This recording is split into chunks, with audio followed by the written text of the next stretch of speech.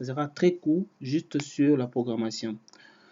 Alors, il y a deux formules pour pouvoir programmer ou constituer des macros. Ceux qui font la programmation vont s'y retrouver. Ceux qui n'ont pas de notion de programmation, ça sera un peu plus compliqué pour voir. Alors, je ne vais pas aller très loin, je donne juste l'indication pour montrer qu'avec Stata, vous avez la possibilité de faire une programmation, d'utiliser des macros. Donc, on ne va pas entrer en détail. Ceux qui sont intéressés sur le sujet pourront lire sur l'utilisation des macros avec Stata. Alors, les deux grandes formules des macros, pour faire des macros, il y a local et global. Donc, vous allez constituer des macros, c'est-à-dire une sorte de groupe de variables. Et quand on définit ça comme étant local, c'est-à-dire c'est utilisé au sein d'une syntaxe bien donnée, d'un cadre bien défini. Or, par contre, quand vous définissez une variable comme étant globale, cette variable peut être rappelée en dehors du syntaxe. On peut faire appel à cette variable en dehors du syntaxe éventuel. Alors, les deux formules ici, local et global, vont vous aider à pouvoir faire des macros. Alors, à part c'est ça, les deux formules là, global et local, on a aussi des formules très intéressantes qui vont nous permettre d'être plus efficaces dans notre manière de travailler. On va recourir à la formule for value et for each. For value, cette commande ici nous aide à pouvoir identifier certaines variables. Donc, vous avez une base de données, vous voulez identifier certaines valeurs d'une variable, vous les mettre de côté. Vous pouvez facilement recourir à cette commande for value. Par exemple, ici, nous chargeons la base de données wage et nous avons la variable région. Donc, je vais voir avec vous, on va voir ensemble la variable région. Région est où? Région est là. On voit les constituants, les composants de cette base région.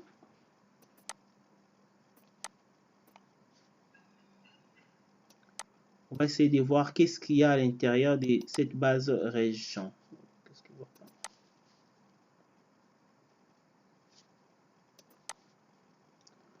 Alors, quand on clique sur région ici, vous allez voir la variable région, c'est une variable qu'on a encodée nord, sud, ouest, est.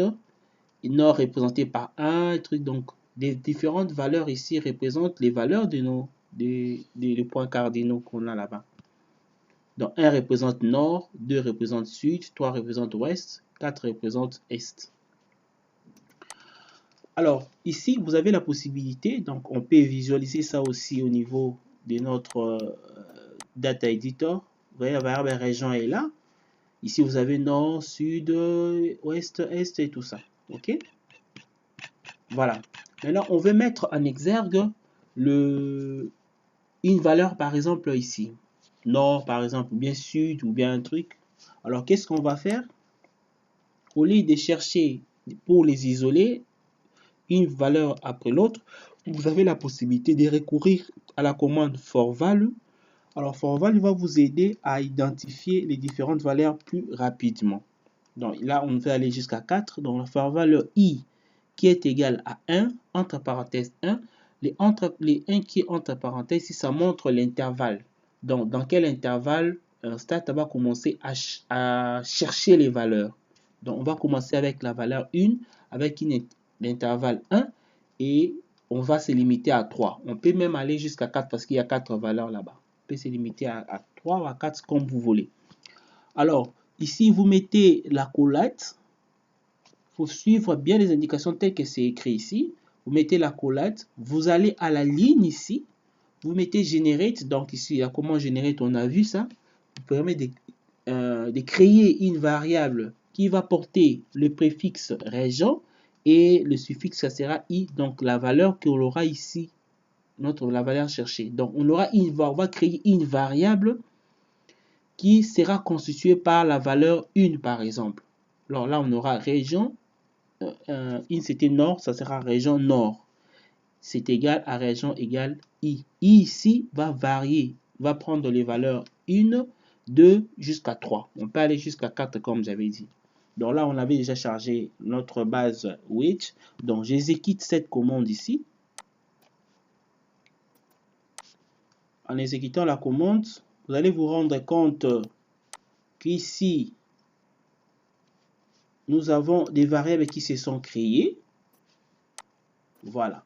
On a créé une variable région 1, région 2, région 3. Donc ici, région 1, c'est une variable binaire. Ça aura la valeur in lorsque il s'agit des nord. Chaque fois que c'est nord, c'est 1, 1, 1, 1, 1. Ici, lorsque c'est 2, 2 c'était sud, je pense. Lorsque c'est sud, chaque fois, ça va porter 1. Et dans les autres cas, ça sera 0, 0, 0. Et même chose pour 3. Voilà. Alors, à part ça, on peut aussi chercher à créer d'autres variables. Par exemple, vous avez une liste de variables. Vous voulez trouver les logarithmes de plusieurs variables. Au lieu de taper chaque fois les commandes generate ln de x, generate ln de y, generate ln de truc, vous avez la possibilité d'exécuter tout en une fois avec la commande for each. For each, vous mettez for each value of var list, vous mettez wedge trait tenure, c'est-à-dire ici, ça va créer des variables à partir de la variable wedge jusqu'à la variable tenure. Donc, toutes les variables qui sont comprises entre wedge et tenure seront impliquées où on va générer leur logarithme pour les cas d'espèce. Donc là, vous mettez la collade et vous allez à la ligne generate ln var. Donc, les différentes variables, ici, on aura ln de wedge, ln de toutes les variables jusqu'à ln de tenue. Alors là, j'exécute aussi la commande. Et n'oubliez pas, à la fin, quand vous mettez generate, à la fin, vous allez à la ligne encore pour fermer en fait la collade. Donc, la collade ici sera à l'ouverture après avoir mis la commande for each, c'est comme ici avec for val, vous mettez for each val of var list, vous spécifiez qu'il s'agit des variables, la liste des variables qui part des wedge jusqu'à tenure, et vous ouvrez la collade, vous mettez la commande que vous comptez exécuter. Par exemple, ici, on veut créer des variables qui seront des logarithmes, des variables qui sont dans la liste présente là. Et à la fin, vous allez encore la ligne pour fermer la collade. Alors là, je vais exécuter. En exécutant, on va voir ici, voilà, on a généré des variables qui sont des ln. On a ln de wedge, ln de dic, ln de esper, ln de tenue. Donc quand on rentre de l'autre côté, on va voir que ces variables-là se suivent. On a wedge et dic, esper, tenue. Donc là, on a généré ça directement avec une commande au lieu de générer variable par variable. Alors la dernière, c'est lorsque vous avez plusieurs bases de données et vous cherchez un fichier parmi plusieurs bases de données. Vous êtes en train de chercher par exemple une variable, vous ne savez plus très bien où est-ce que la variable se trouve, mais vous avez plusieurs bases, vous êtes sûr que ça peut se retrouver dans l'une des bases, alors vous pouvez chercher cette variable-là facilement en appliquant cette commande ici. Vous commencez par paramètre local, donc vous définissez les locales, les champs, dataset, vous mettez les noms des différentes variables concernées. Attention, avant de faire ça, il faut définir les schémas. Les schémas définir les dossiers où vos différents fichiers ici se retrouvent. Et après, vous appliquez la commande for each find. Ici, c'était for each var, donc pour chercher la variable. Ici, for each find pour chercher les fichiers. Of local dataset. Local dataset, c'est ce que nous avons défini ici sur la première ligne.